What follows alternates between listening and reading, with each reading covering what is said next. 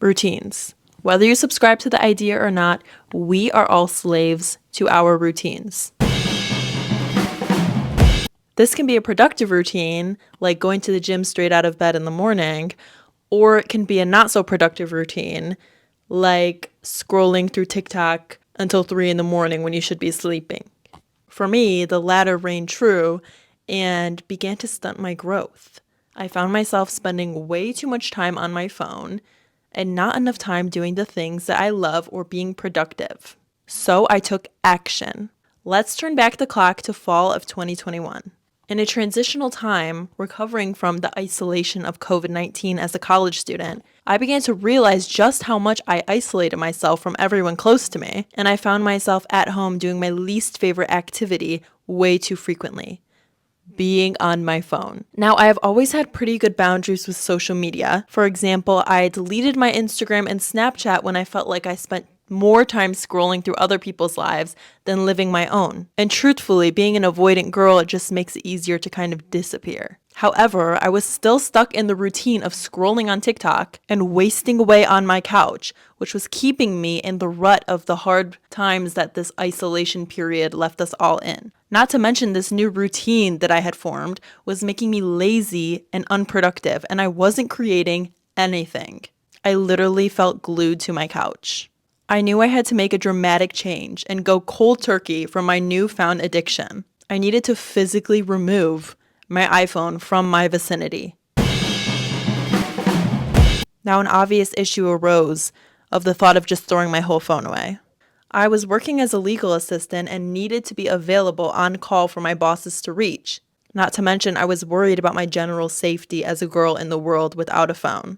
This made me think of how our parents lived life so much simpler without phones growing up in the 70s, 80s, and even 90s. There was no cell phones back then and no risk of developing this new and peculiar addiction. So what's secure when you live in a society that is dependent on you constantly being on your device? A world that requires you to constantly use the very thing that paralyzes you. And bam, it hit me. No one was addicted to their Motorola flip phone. I quickly began to rummage through all of our storage closets and collect any BlackBerry or cute little Razor flip phone that I could find in our closets. I was so excited about this radical decision I had just made. Only one problem: none of these phones worked. Unfortunately, they were way too ancient. I tried ordering new batteries, I tried putting my SD card in it, and I even turned to my dad for technical help, and unfortunately I had no luck. As iconic as it would be to whip out my BlackBerry and get on with Brick Breaker again, these phones were just a tad bit too ancient. So, naturally, I hit up my local T-Mobile and confused the poor clerk working there, insisting that he show me any and every flip phone they had available. I figured some elderly people still preferred a straight-to-the-point, big-buttoned, easy flip phone, but it was literally so impossible to track down, he had to send me to a different location to get the only flip phone that they had in stores. This made me extremely grateful to get my hands even on this chunky, ugly black flip phone. This maybe would not be as fabulous as it was in my mind, but don't worry, I took it upon myself to bedazzle and make it beautiful, of course. It was me, my flip phone, and my digital camera versus the world. I felt immediate freedom the minute I plugged in my SD card to my new flip phone. I set my background to pink and saved all of my important contacts because there was no way to sync them from the cloud. A weight was off my chest, but I was left with an eerie, unsettling silence.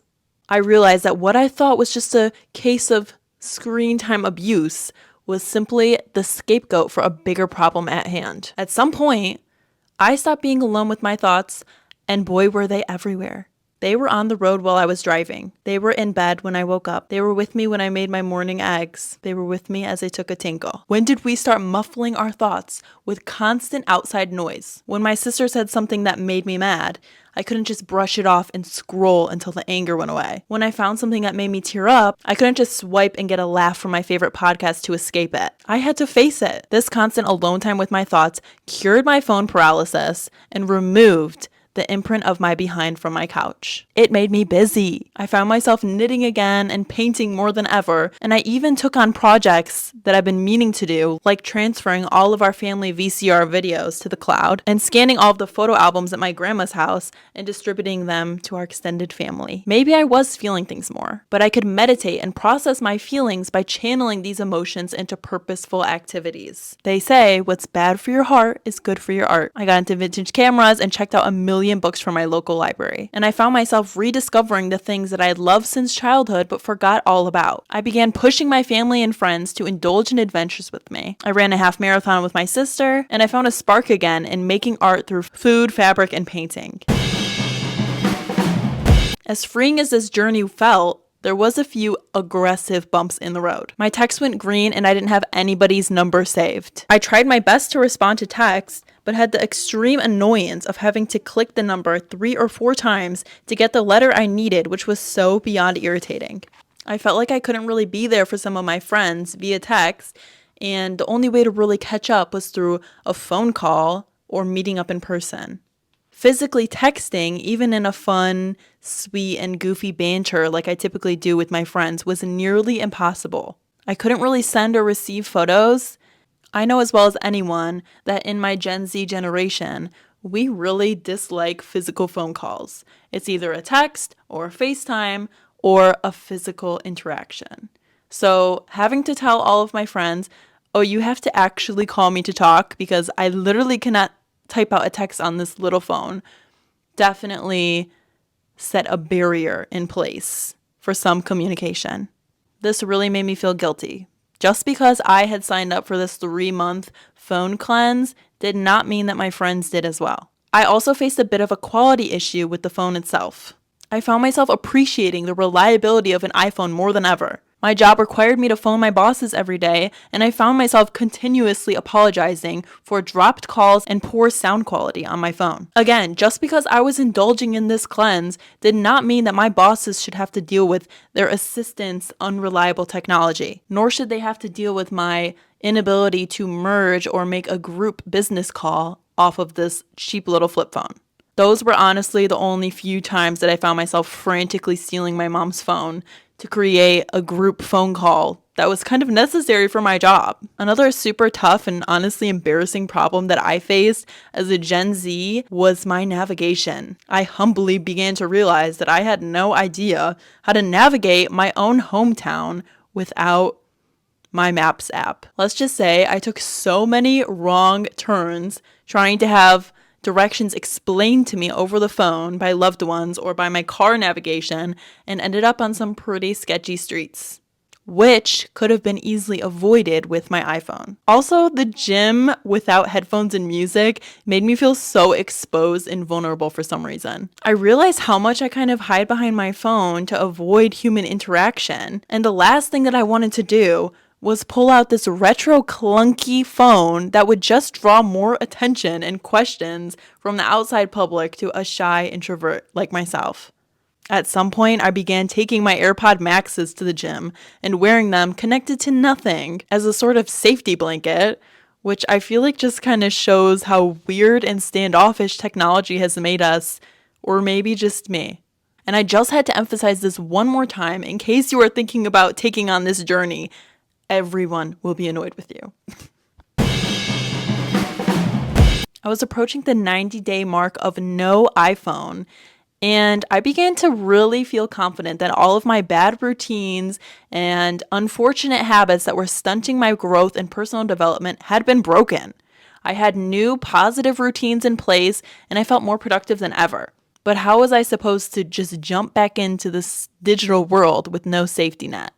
I found myself at each month mark wanting to slowly transition back to the real world, but I kept procrastinating out of fear that I would fall back into my old habits and routines the minute I got my phone back in my hand. How could I possibly go back after I've come this far? Breaking my phone addiction is a little bit tricky because an addict typically does not have to return to their drug of choice and use it every day with moderation. Typically with human nature, we tend to fall back into our bad habits when confronted with them. So I had to set up new boundaries to keep me in check and to not destroy months of hard work and immediately fall back into cyberspace. This made me realize the hardest part of this whole challenge was not giving up my phone.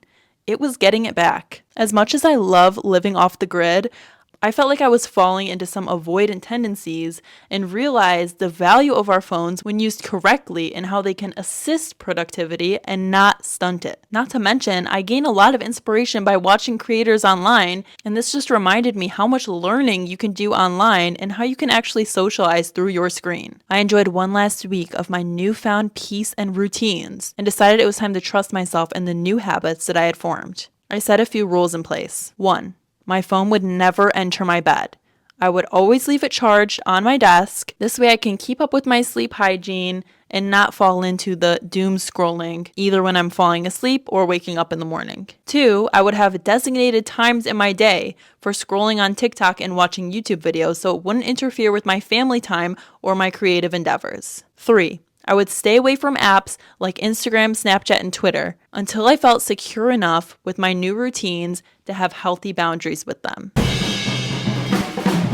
After dodging around my room for about an hour, twiddling my thumbs, and suddenly getting the urge to deep clean all of my drawers, I finally gained the courage to open up the box in my closet that held my docile, sweet, lilac iPhone 11. It looked so helpless sitting in that box, cold, dead, and missing its loyal owner. I hesitated, but eventually I mustered up the courage to pull out my charger, plug in my SD card, and re-enter the modern era. As strange as it was, I felt detached. This device was no longer an addiction to fall back into. It was just a device.